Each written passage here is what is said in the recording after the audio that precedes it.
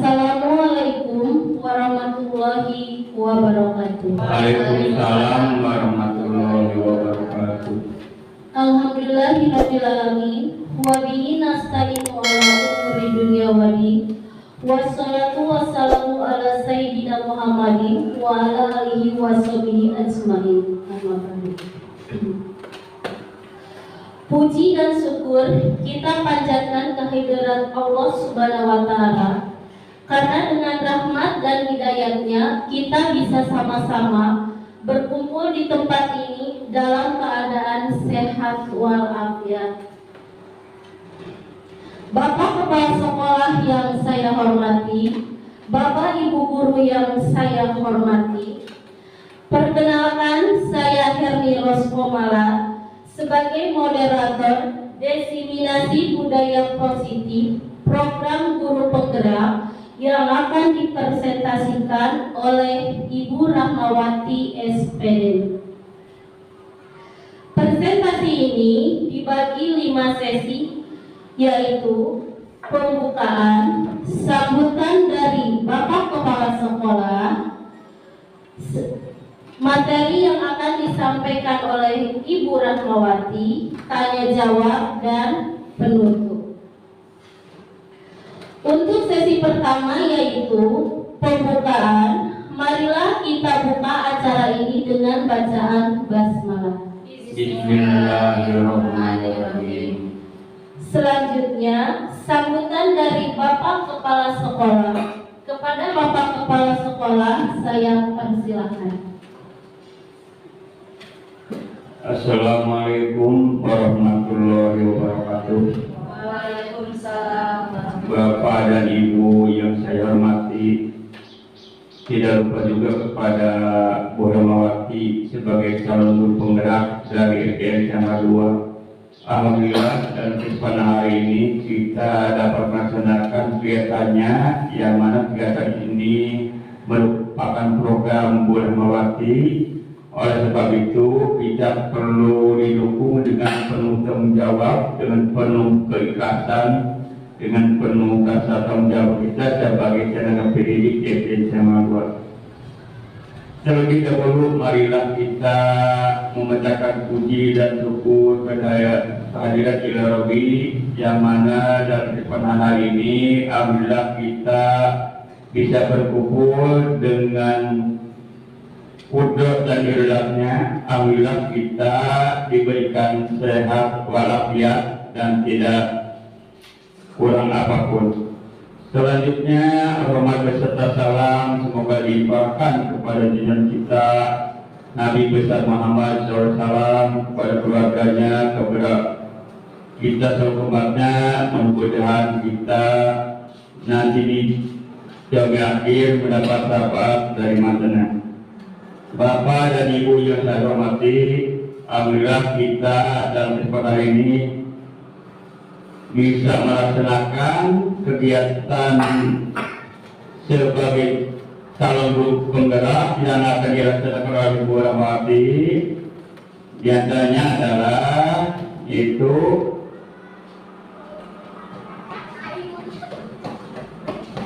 apa tadi?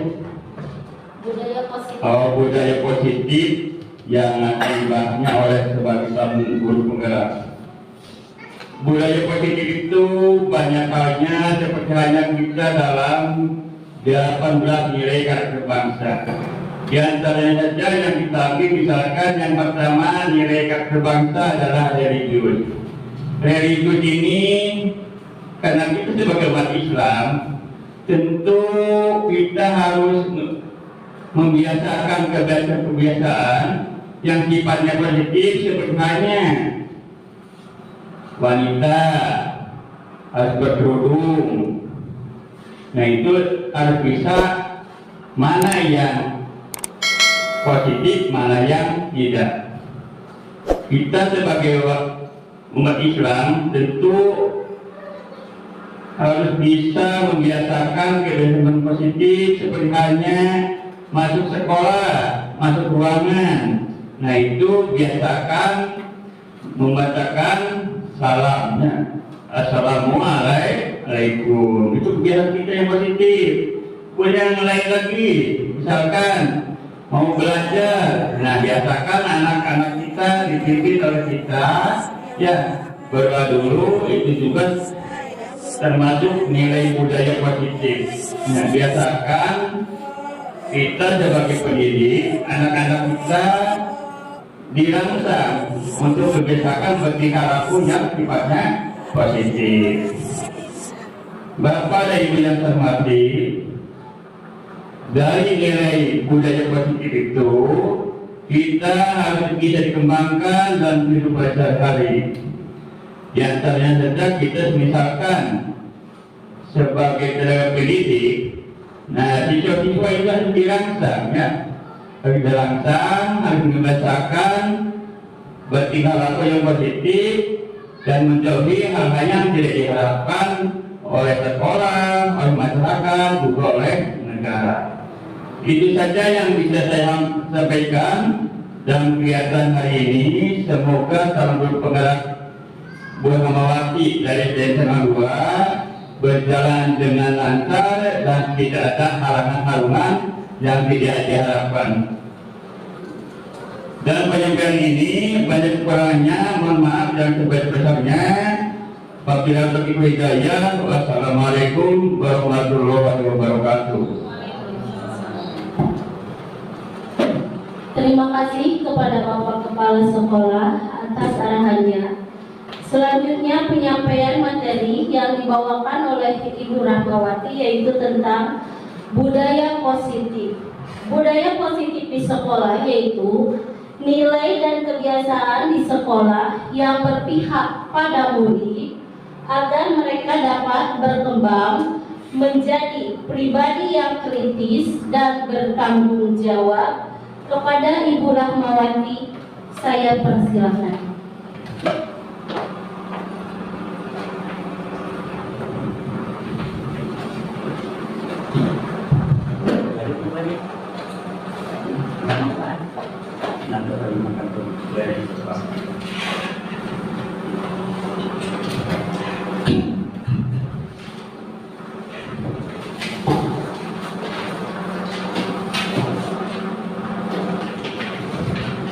Bismillahirrahmanirrahim. Assalamualaikum warahmatullahi wabarakatuh.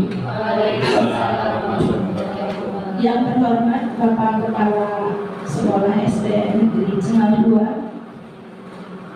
yang terhormat Bapak Ibu Guru yang hadir hari ini, puji dan syukur kehadiran Allah Subhanahu wa Ta'ala bahwa kita telah dikaruniai rahmat dan hidayahnya sehingga kita dapat berkumpul dalam acara desiminasi modul 14 yang akan dibawakan oleh saya sendiri. Kemudian tak lupa sholawat dan salam kita panjatkan kepada junjungan kita Nabi Muhammad SAW. Semoga kita dapat mendapat syafaatnya di yaumil akhir nanti.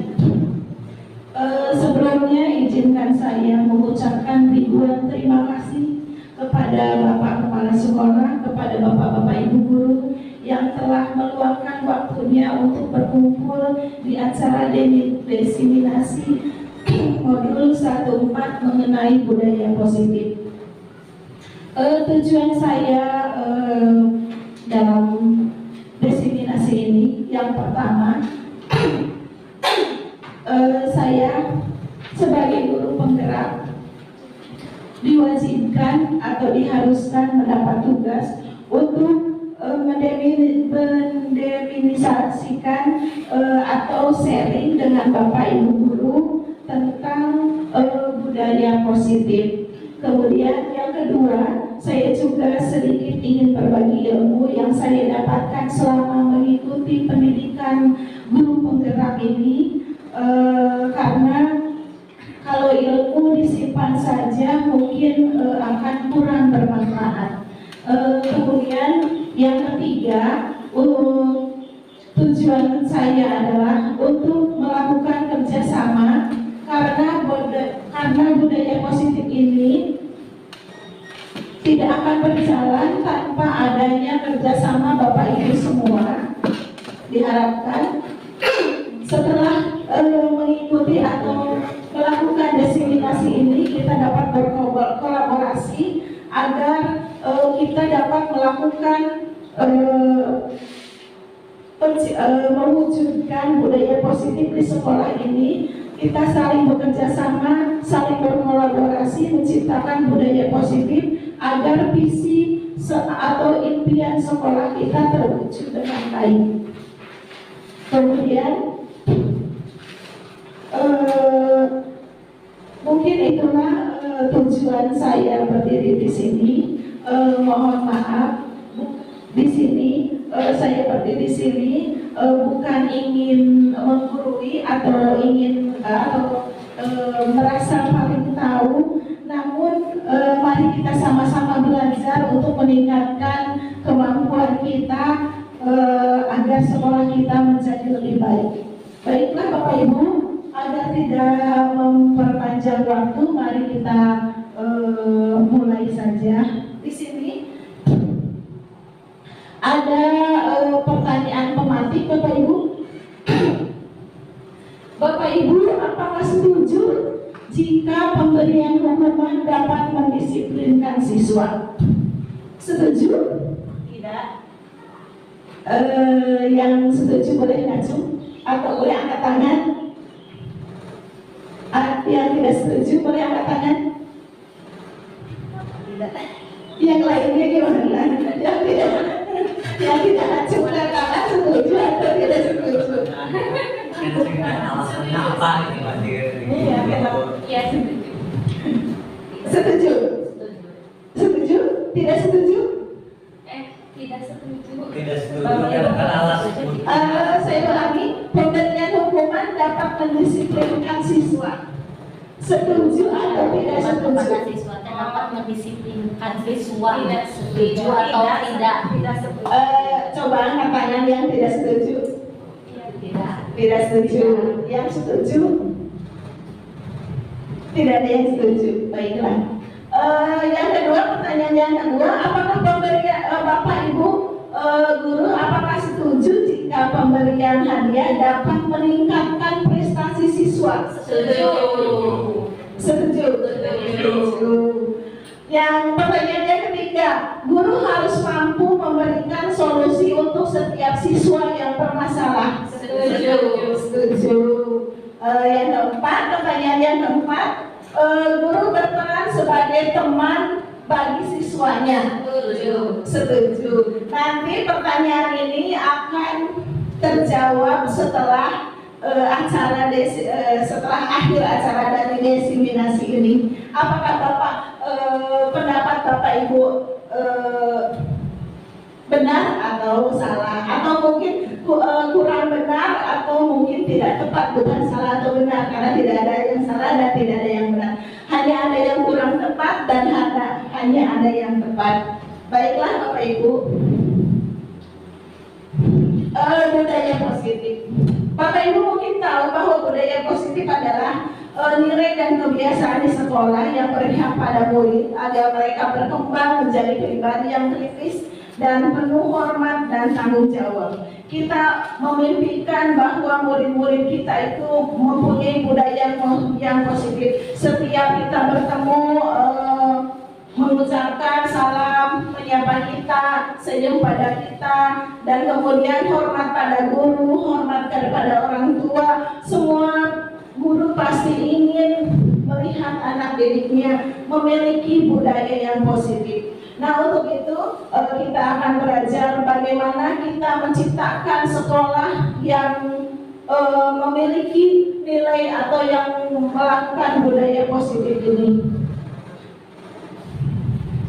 Bapak Ibu, di sini konsep utama dari budaya positif ada 7. Yang pertama adalah perubahan paradigma belajar. Yang kedua adalah disiplin positif. Yang ketiga adalah kebutuhan dasar manusia.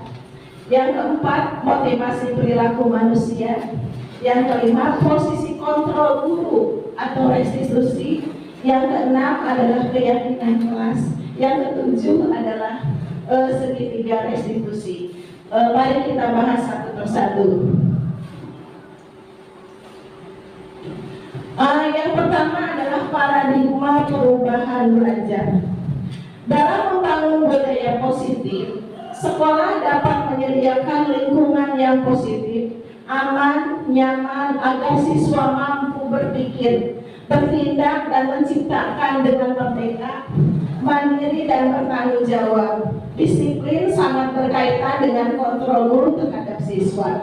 Bapak Ibu yang saya hormati, untuk membangun budaya positif ini harus ada perubahan dalam belajar kita, dalam cara mendidik kita, dalam cara mendidik siswa kita. Mari kita tanamkan dalam hati kita untuk terus berubah ke arah yang lebih baik. Jangan berdiam karena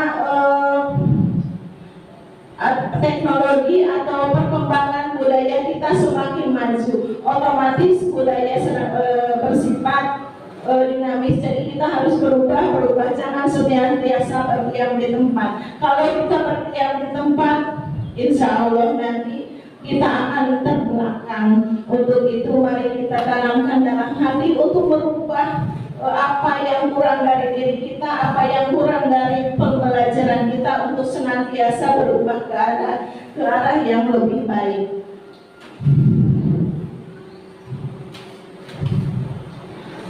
Kemudian yang kedua adalah disiplin positif. Budaya positif salah satunya adalah menciptakan disiplin positif. Disiplin positif itu akan membuat murid menyadari dan memahami bahwa disiplin diri yang mengacu pada nilai-nilai kebijakan universal berdasarkan motivasi ekstrinsik, bukan karena pujian atau paksaan atau hukuman.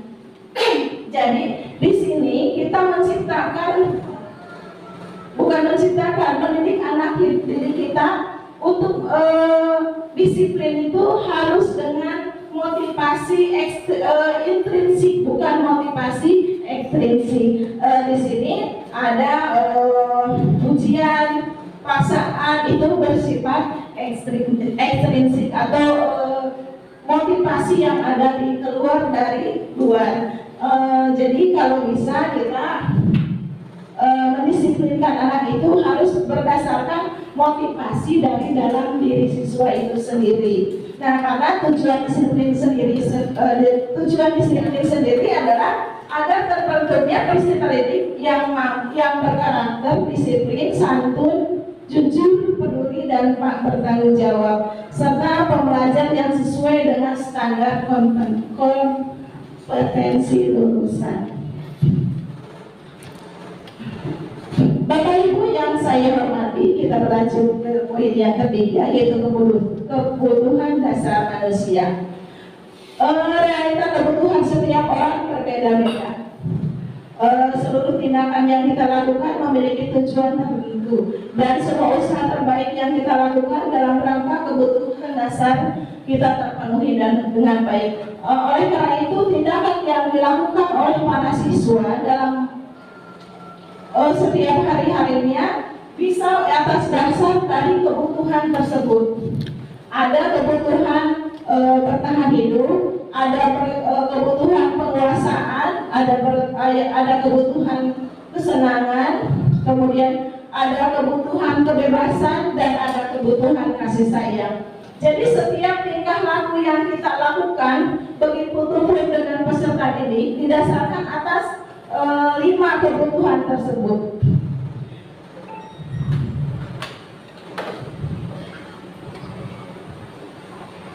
Ada sebuah kasus, contoh kasus, Ibu Dewi, guru kelas 6 SD Angkasa, merasa bingung dengan tingkah laku salah satu muridnya di kelas yang bernama Tony. Nah, beberapa anak telah datang mengeluhkan ulah Tony yang seringkali meminta jatah uang, jatah jajan dengan cara paksa. Nah, jika Anda, Bapak Ibu guru, menghadapi situasi seperti Ibu Dewi, apa yang Anda lakukan? Kemudian, menurut Anda apa alasan Tony yang melakukan tersebut?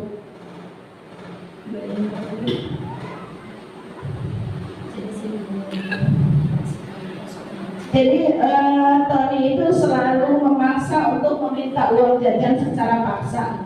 Nah, jika Anda menghadapi situasi seperti Ibu Dewi, apa yang Anda lakukan?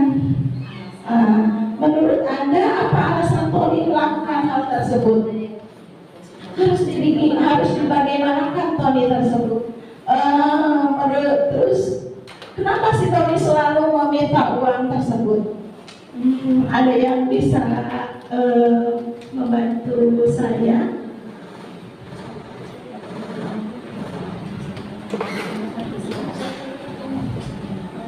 Dalam hal ini, dalam konteks penerapan disiplin ilmu positif, nah, sebaiknya Ibu Dewi tersebut mencari tahu alasan Tony melakukan tindakan tersebut agar mengetahui kebutuhan mana yang sedang dipenuhi oleh Tony. Apakah dia meminta uang itu karena untuk bertahan hidup, atau karena kasih sayang, atau karena penguasaan, ingin berkuasa, atau karena kebebasan, atau karena kesenangan. Bapak Ibu Guru, menurut Bapak Ibu Guru, apa alasan Tony untuk meminta uang tersebut secara paksa kepada teman-temannya?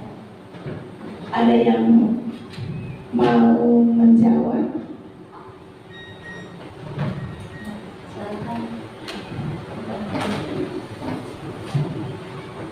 Silakan kepada Ibu Ina.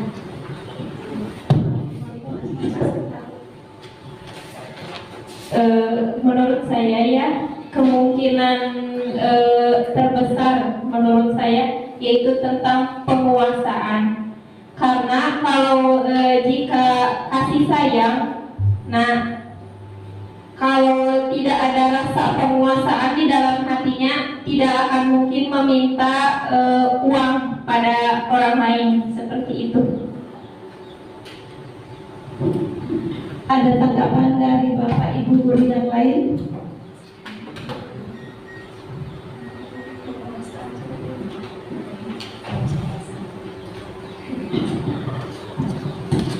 Ya, silakan. Terima kasih Bu. Kalau menurut saya mungkin lebih ke kasih sayang dan apa itu Rasa diterima. Nah, seharusnya Ibu Dewi bertanya dulu kepada si Tony. Nah, alasannya kenapa? Namun menurut saya lebih ke si Tony itu mungkin karena di rumahnya kurang, uang jajannya mungkin kurang. Terus si Tony-nya merasa gimana ya?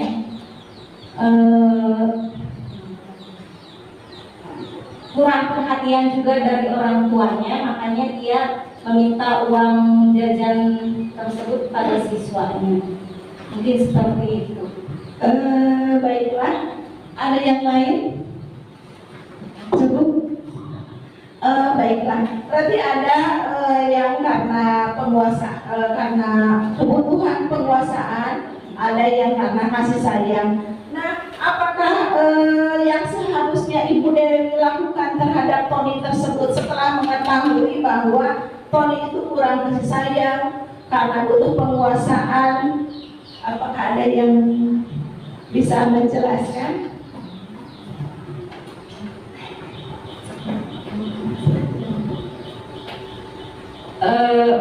Terima kasih Bu. Nah, untuk sikap Ibu Dewi yang mungkin dapat diterapkan dan cara mengatasi supaya sikap tersebut tidak terjadi. Contohnya saya tadi perkiraannya itu tentang penguasaan. Nah, terlebih dahulu mungkin siswa tersebut atau si Tony tadi diberi nasihat terlebih dahulu, dipanggil, ditanya kenapa, alasannya. Mungkin pertama ditanya dulu alasannya kenapa bisa melakukan hal tersebut. Nah, setelah mengetahui alasan tersebut diberikan nasihat. Nah, jika memang benar tentang penguasaan, mungkin setelah diberi nasihat lalu tidak bolehkan melakukan hal tersebut. Nah, dari mana ingin ada penguasaan tersebut penyebabnya? Mungkin kekurangan, bukan kekurangan ayah, bisa terjadi kekurangan kasih sayang, bisa nyambung ke sana, atau kekurangan uang jajannya. Bisa saja uang jajannya tidak merasa cukup anak tersebut. Ya, langkah terbaik sih setelah diberi nasihat mungkin bisa, jika tidak mempan diberi nasihat, mungkin bisa bekerja sama dengan orang tua. Bagaimana caranya untuk melibatkan orang tua seperti itu? Bagaimana caranya untuk supaya anak tersebut tidak melakukan kembali seperti itu? Terima kasih Ibu. Apa ada yang lain? Tambahan dari yang lain? Sudah cukup. Baiklah. Di sini kebutuhan itu ada 5. Kebutuhan itu ada 5 ya. Bertahan hidup, kasih sayang, penguasaan, kebebasan, dan kesenangan. Bisa jadi Tony itu untuk bertahan hidup karena merasa lapar. Jadi bagaimana supaya dia memenuhi rasa laparnya itu bisa jadi. Kemudian kasih sayang dan rasa diterima mungkin sudah bisa jadi. Kemudian penguasaan karena ingin merasa dirinya bisa meminta kepada orang lain juga bisa jadi, juga bisa. Kebebasan mungkin juga bisa karena bebas meminta untuk setiap orang juga bisa. Kemudian kesenangan juga bisa karena ingin poya-poya, kurang uangnya bisa juga. Nah, dalam konteks kali ini sebaiknya Bapak Ibu guru nanti kita akan belajar tentang segitiga restitusi. Bagaimana cara menangani Tony tersebut. Nah, pertanyaan selanjutnya, boleh tidak Tony itu tersebut diberi hukuman? Tidak boleh? Tidak boleh. Baiklah, nanti kita akan lihat apa konsekuensi dan apa hukuman kalau kita memberikan hukuman kepada siswa. Kemudian budaya positif yang keempat adalah teori motivasi perilaku manusia. Dalam berperilaku manusia tentu ada motivasi tersendiri dalam hatinya. Bisa ditimbulkan dari motivasi itu dari luar, bisa ditimbulkan dari dalam. Di sini ada teori perilaku motivasi perilaku manusia. Pertama, manusia atau siswa didik kita itu bertindak bisa jadi karena untuk menghindari ketidaknyamanan hukuman, bisa jadi untuk mendapatkan imbalan dari orang lain, kemudian bisa jadi untuk menghargai diri sendiri. Nah, untuk menghindari ketidaknyamanan atau hukuman itu biasanya atau disebut dengan motivasi eksternal, karena takut dihukum, takut tidak nyaman, sehingga mereka bertindak seperti bertindak supaya nurut sama kita. Nah, itu disebut motivasi eksternal. Kemudian untuk mendapat imbalan juga bisa. Kita belajar yang sungguh-sungguh supaya dapat pujian dari ibu guru, bisa jadi. Nah, itu dinamakan motivasi eksternal. Kemudian ada juga yang melakukan tindakan saya ingin giat atau rajin belajar karena untuk menghargai diri sendiri juga bisa. Nah, itu kalau untuk menghargai diri sendiri itu biasanya motivasi dari dalam dirinya sendiri. Ya, jadi motivasi perilaku manusia itu ada motivasi eksternal, ada motivasi internal. Kalau bisa semuanya anak didik kita berperilaku sehari-hari di sekolah itu timbul karena adanya motivasi internal dari dirinya sendiri. Bapak Ibu,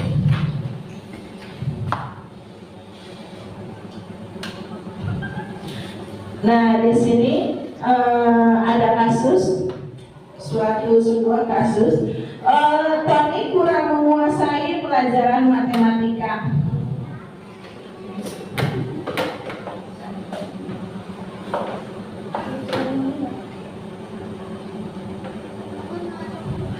Di sini ada kasus Tony kurang menguasai pelajaran matematika sehingga pada setiap pelajaran tersebut berlangsung dia lebih banyak berdiam diri atau menggambar di buku gambar. Kemudian pada saat guru matematikanya Pak Seno menanyakan pertanyaan, Tony menjadi gugup dan tak sengaja menjatuhkan tasnya dari kursi serta tiba-tiba menjadi gagap. Dan pada saat berupaya menjawab, seluruh kelas menertawakan melihat perilaku Tony yang berbicara tergagap dan terkejut tersebut. Pak Seno pada saat itu membiarkan teman-teman Tony menertawakan Tony yang tergagap dan malu luar biasa.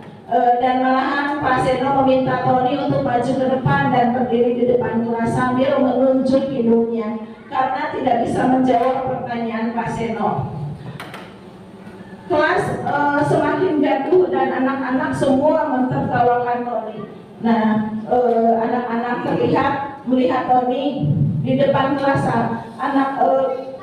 Melihat Tony di kelas sambil memegang ujung hidungnya. Jadi Tony itu karena tidak bisa menjawab matematika, akhirnya disuruh oleh Pak Seno ke depan kelas sambil memegang ujungnya. Nah, pertanyaan yang saya lontarkan Bapak Ibu Guru, apakah Anda setuju dengan tindakan Pak Seno terhadap Tony? Tidak. Boleh ada yang menjawabnya?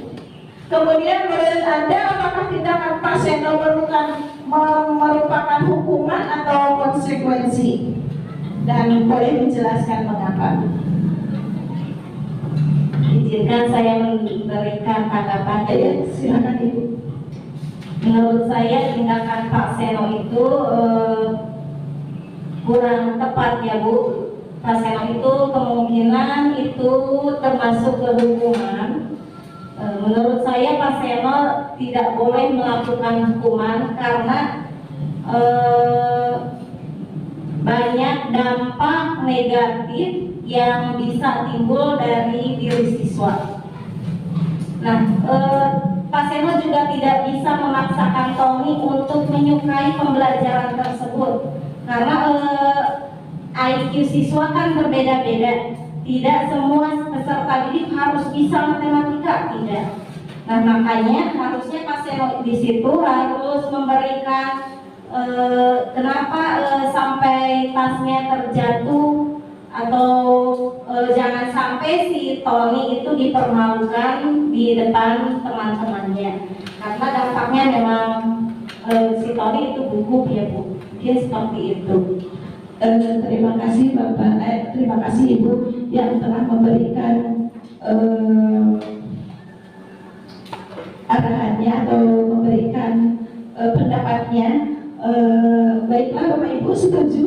Apakah setuju dengan yang diutarakan sama Ibu Novi? Bahwa kita tidak boleh memberikan hukuman kepada Tony. Baiklah, menurut Bapak Ibu, hukuman termasuk hukuman atau konsekuensi yang Pak Seno berikan? Termasuk hukuman. Baiklah, kita akan belajar apa itu hukuman, apa itu konsekuensi.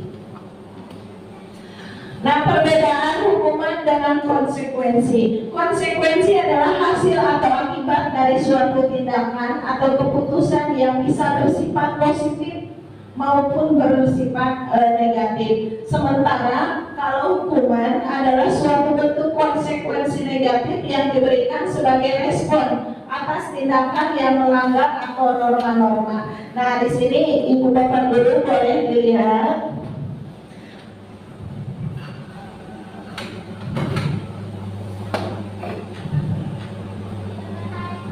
Nah, lari mengelilingi basket 2 kali putaran karena terlambat masuk kelas. Nah, ini termasuk hukuman.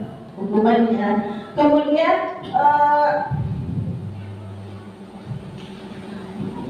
membersihkan yang dibuatnya di meja tulis, membersihkan sesuatu yang ditumpahkan oleh seseorang. Nah, yang dibuatnya di meja tulis. Nah, kemudian itu termasuk konsekuensi. Jadi ada perbedaan antara konsekuensi dengan hukuman. Kemudian diminta push up 15 kali karena tidak mengerjakan PR. Nah, itu juga disebut hukuman. Nah, di sini ada perbedaan antara hukuman. Kalau hukuman berarti sifatnya konsekuensi dan negatif. Kalau konsekuensi tindakan yang positif. Kemudian di sini juga ada menggantikan kertas tugas teman yang telah ia coret-coret. Berarti itu termasuk konsekuensi.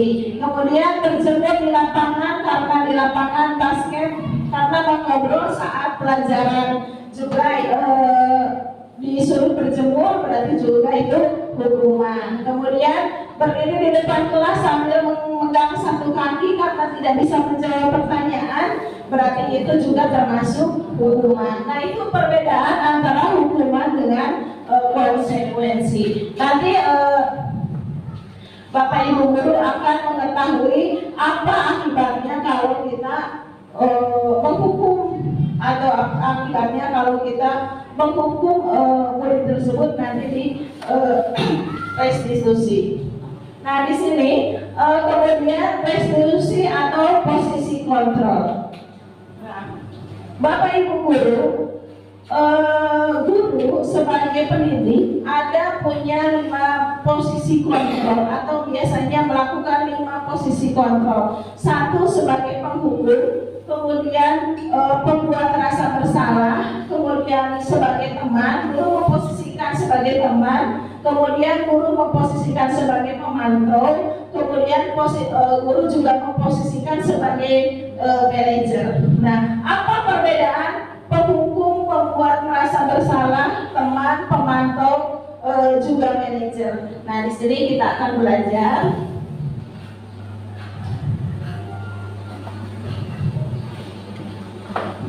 Terlihat? Tidak terlihat ya. Nah, penghukum, guru menghukum murid.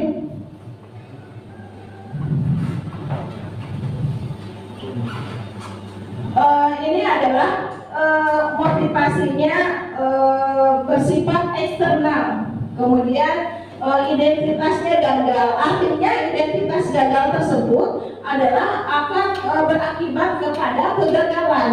Kemudian pertanyaan tadi biasanya si guru itu kalau misalkan murid berbuat salah akan menghukum. Nah, ini akan berakibat kepada akibatnya si murid tersebut nantinya akan memiliki sikap dendam atau kalau ke guru itu dendam, terus kalau dalam bahasa Sunda mungkin neuteri ya. Nah, kemudian terus sifatnya juga nanti akan arogan. Jadi kalau kita menghukum, nanti akan tersebut murid tersebut akan menghasilkan sikap yang arogan. Kemudian yang orang yang membuat salah atau guru yang membuat rasa bersalah biasanya guru tersebut si murid akan berdampak menjadi kurang termotivasi secara internal. Artinya si murid tersebut akan kalau membuat rasa bersalah, misalkan kalimatnya tolong ya, kamu ini kenapa seperti itu, tidak mau melihat Tony bahwa Tony itu melakukan kesalahan, jadi jangan sampai kita itu berbuat salah. Jadi kalau pembuat rasa bersalah itu, jadi siswa itu membuat jadi dia merasa bersalah, akhirnya dia akan down hatinya, kemudian akan timbul sifat tidak percaya diri. Nah, kemudian ada yang kedua, posisi kontrol yang kedua adalah sebagai teman. Nah, kalau sebagai teman, guru memposisikan dia sebagai teman kepada murid, ada akibat tersendiri, yaitu si murid akan dalam ininya melunjak ya, kalau dalam bahasa Sundanya melunjak mungkin. Jadi kalau kita memposisikan, mungkin kalau guru memposisikan sebagai teman, boleh jadi si guru dengan murid itu saling dekat, tapi nanti akhir-akhirnya si murid itu tersebut akan berakibat melunjak pada kita. Kemudian yang ketiga adalah pemantau.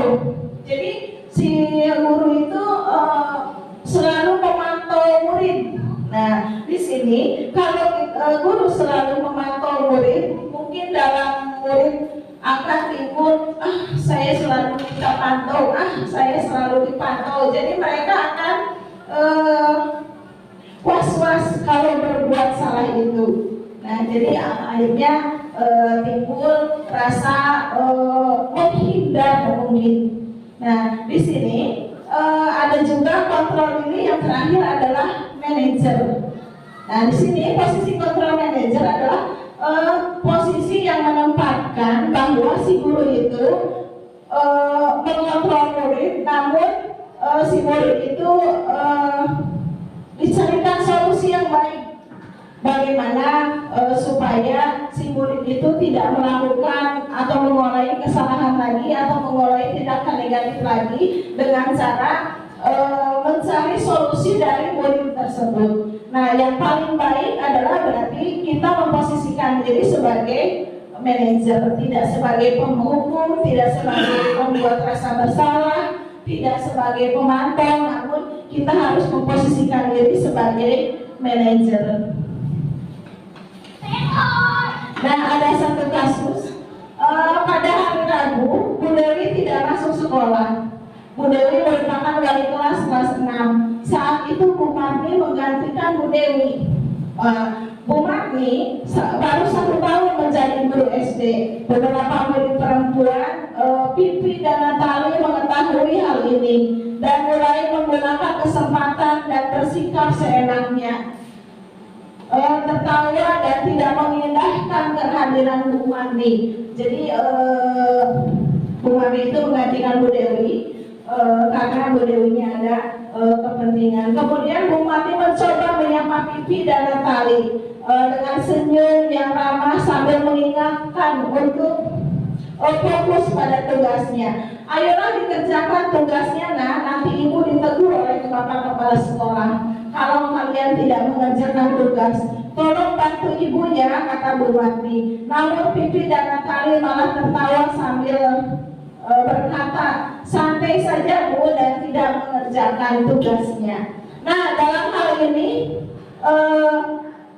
posisi kontrol guru yang dilakukan Bu Marni, penghukum atau pembuat rasa bersalah, atau pemantau, atau sebagai teman.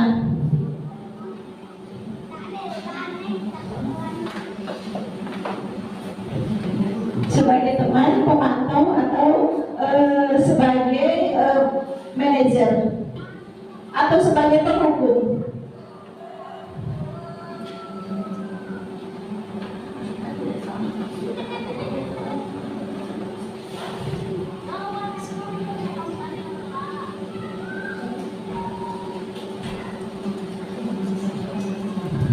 Baiklah Bapak Ibu. Di sini ada kata, ayolah kerjakan tugasnya, nanti ibu ditegur. Nah, seolah-olah si Bu Marni tersebut melemparkan kesalahannya kepada si anak tersebut. Jadi si anak tersebut akhirnya merasa bersalah, akhirnya melakukanlah tugas. Nah, di sini berarti Bu Marni adalah posisi kontrolnya sebagai pembuat rasa bersalah.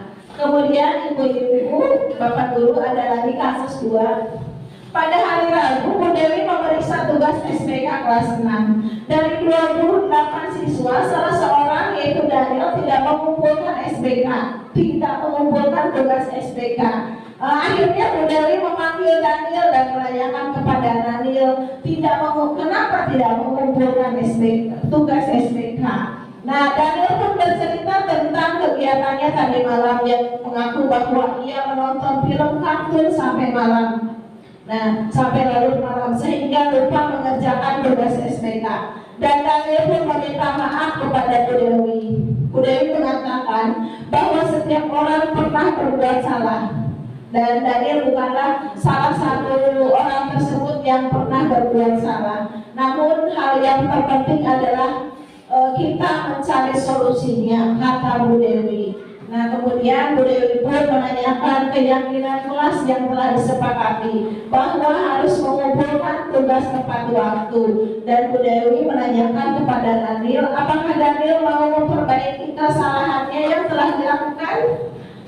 Dan Daniel pun mengangguk sambil berkata, saya berjanji tidak akan menonton film kartun sebelum mengerjakan tugas. Nah, di sini posisi kontrol yang dilakukan Bu Dewi apakah sebagai penghukum atau pemantau atau pembuat rasa bersalah atau teman atau manajer? Manajer, berarti yang telah Ibu Dewi lakukan sangat tepat, sangat tepat. Baiklah, Bapak Ibu Guru, kita lanjut ke dalam poin yang ke-6 adalah keyakinan kelas. Bapak Ibu, apakah kalau saat masuk di saat tahun ajaran baru Bapak Ibu suka membuat peraturan kelas terlebih dahulu? Sebelum masuk awal semester ya, atau awal pembelajaran baru suka membuat peraturan kelas terlebih dahulu? Suka. Baiklah. Nah, di sini ada peraturan, ada keyakinan kelas.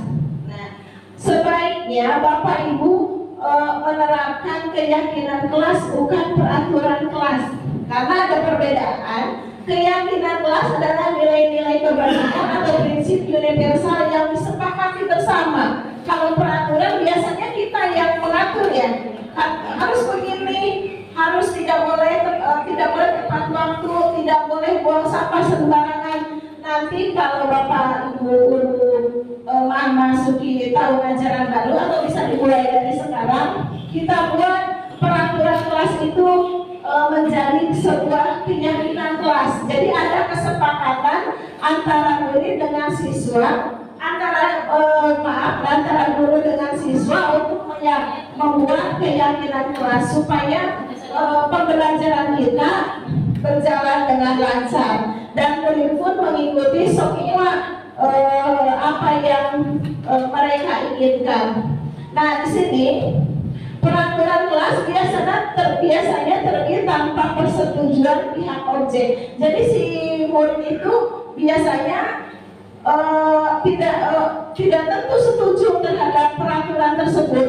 Nah, berbeda kalau keyakinan. Jadi persetujuan yang dibuat antara guru sama murid. Ya. Jadi kalau bisa peraturan Bapak Ibu yang dijalankan di kelas, alangkah baiknya untuk diganti atau dirubah dengan keyakinan kelas supaya ada kenyamanan antara murid dengan guru. Jadi tidak terdikte mungkin ya kalau muridnya nanti. Nah, di sini perbedaan dengan peraturan dan keyakinan kelas. Boleh Bapak Ibu Guru? Peraturan dilarang mengobrol dengan teman saat pembelajaran. Nah, dilarang. Berarti kalau peraturan kan dilarang mengobrol. Nah, kalau keyakinan kelas bisa diganti dengan menghormati orang lain dan diri sendiri. Insya Allah kalau diterapkan anak-anak, kita harus menghormati orang lain dan diri sendiri. Insya Allah pada saat pembelajaran nanti tidak akan mengobrol. Jadi ada rasa tertanam dari dirinya sendiri untuk menghargai menghargai orang lain dan dirinya sendiri. Nah, kemudian peraturan, ada lagi peraturan hadir di kelas 15 menit sebelum pembelajaran dimulai. Nah, hadir 15 menit sebelum pembelajaran dimulai, itu aturan. Nah, bisa dirubah dengan kata tepat waktu dan aktif di kelas. Nah, jadi si murid tersebut merasa, oh saya harus tepat waktu, harus aktif di kelas. Jadi dia tidak merasa tertekan, tapi timbul dalam dirinya untuk melakukan dengan tanggung jawab. Kemudian yang ketiga adalah jangan buang sampah sembarangan. Nah, kita menerapkan aturan di kelas 6 itu atau aturan di kelas 4 itu jangan buang sampah sembarangan. Kita bisa ganti dengan keyakinan kelas, bekerja sama menjaga kebersihan kelas. Nah, bisa seperti itu. Nah, itu Bapak Ibu guru contoh keyakinan dan peraturan. Jadi kita bisa merubah peraturan menjadi keyakinan kelas. Namun tentunya harus disepakati dulu antara warga kelas, misalkan warga kelas 6 dengan gurunya. Apa yang diimpikan mereka, apa yang diinginkan mereka selama pembelajaran ini. Nanti akan terbit sebuah keyakinan kelas. Nah, jika ada yang melanggar, nanti kita buat dengan segitiga restitusi. Nanti kalau ada yang melanggar, kita bisa ditindak atau diciptakan segitiga restitusi. Nah, di sini Bapak Ibu dulu ada segitiga restitusi, yaitu proses menciptakan kondisi bagi murid untuk memperbaiki kesalahan mereka. Jadi kalau misalkan ada keyakinan kelas yang telah disepakati dilanggar, nanti kita bisa diciptakan dengan segitiga restitusi tersebut. Nah, sehingga mereka bisa kembali pada kelompok mereka dengan karakter yang lebih kuat melalui segitiga restitusi tersebut. Nah, dengan segitiga restitusi, pertama dapat membantu hidup menjadi memiliki tujuan disiplin positif. Yang kedua, membantu murid untuk jujur pada diri sendiri dan mengevaluasi dampak dari apa yang mereka lakukan. Kemudian yang ketiga, memberikan penawaran, bukan memberikan tindakan. Nah, kemudian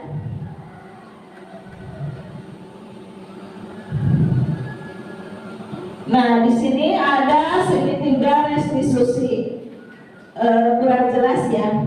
Yang pertama yang bisa kita lakukan, misalkan kalau murid tertindak negatif, bisa dilakukan yang pertama dengan menstabilkan identitas. Kemudian yang kedua bisa dilakukan dengan validasi tindakan yang salah. Yang ketiga dengan menanyakan keyakinan kelas tadi. Untuk menstabilkan identitas. Nah, berdasarkan prinsip membuat kesalahan adalah sebagian dari proses kegagalan. Jadi kepada anak itu harus diterangkan bahwa kesalahan itu merupakan proses pembelajaran. Kemudian dengan menstabilkan identitas, yaitu menggeser identitas murid yang tadinya gagal ke sukses. Akhirnya yang bertindak negatif bisa bertindak untuk lebih sukses. Kemudian yang ketiga adalah jangan mengkritik murid yang sedang mengalami identitas gagal. Jadi kalau anak-anak bertindak salah, jangan didikte atau dicap bahwa dia bertindak gagal. Nah, dengan menstabilkan identitas atau jika ada anak yang melanggar negatif, coba kita tanya. Membuat kesalahan adalah suatu yang wajar. Manusia tidak ada yang sempurna. Bisa diterangkan seperti itu kepada murid. Kemudian saya tidak menanyakan kesalahan, tapi fokus terhadap memperbaiki masalah. Kemudian apakah bisa ditanyakan kepada si anak tersebut, apakah kamu saat ini ingin tengah menjadi orang baik untuk diri kamu sendiri, atau sedang menjadi orang yang tidak baik.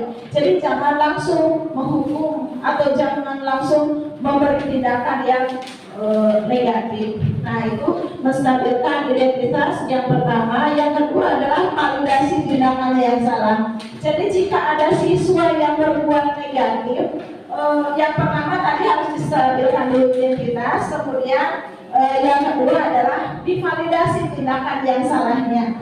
Nah, bisa melakukan pertanyaan, kamu bisa jadi pertindakan ini seperti itu,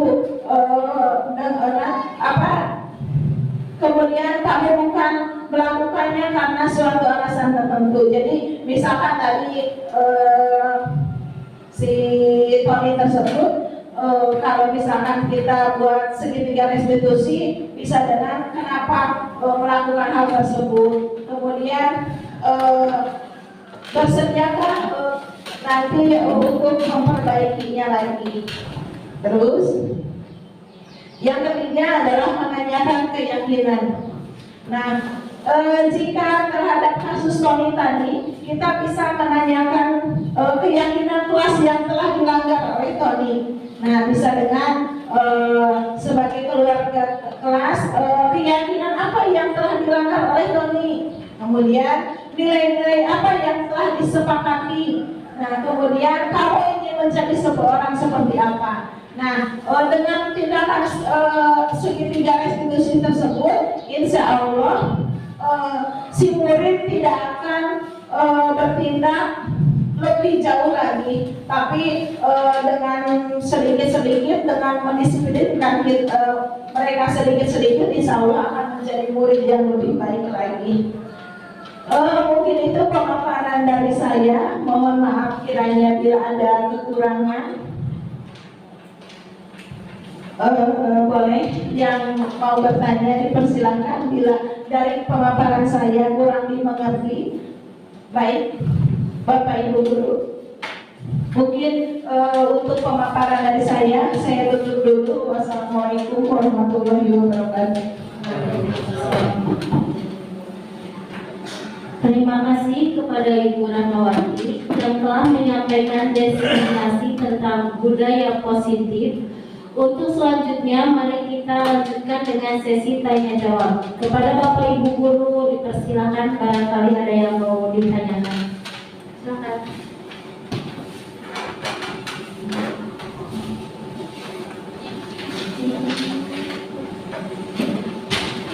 Terima kasih. Assalamualaikum warahmatullahi wabarakatuh. Waalaikumsalam. Mohon dijelaskan lagi supaya saya lebih paham lagi ya Bu, tentang bagaimana cara menciptakan budaya positif di sekolah dan apa manfaatnya bagi kita semua sebagai warga sekolah setelah melaksanakan budaya positif tersebut Bu. Terima kasih. Assalamualaikum warahmatullahi wabarakatuh.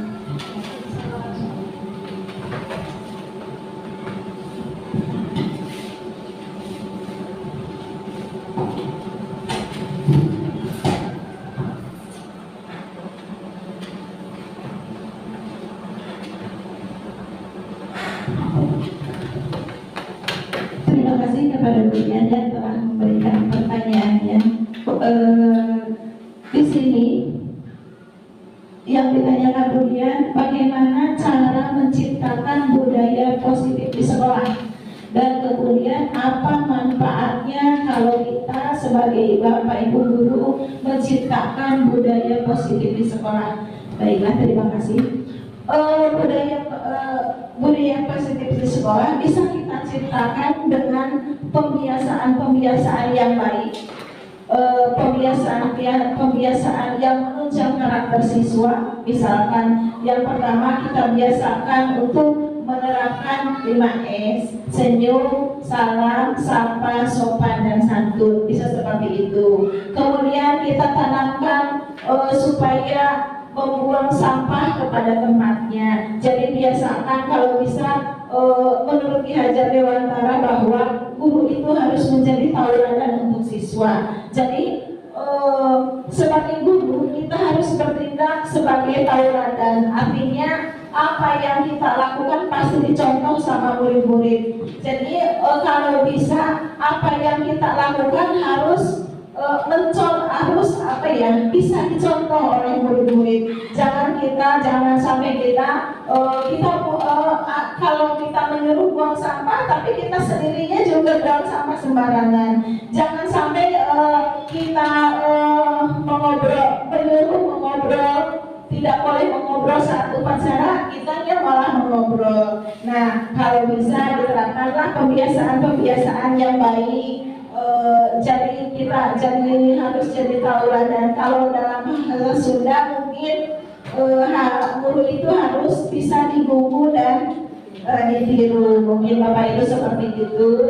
Kemudian apa manfaatnya? Manfaatnya sangat banyak sekali kalau kita menciptakan budaya positif. Pembelajaran akan menyenangkan, kemudian kekeluargaan pun antara siswa dan guru akan terjalin dengan baik. Guru antar guru mungkin akan terjadi kenyamanan. Kemudian pembelajaran di sekolah pun atau di kelas pun siswa menjadi menyenangkan. Kalau kita kelasnya rapi, rajin, insya Allah.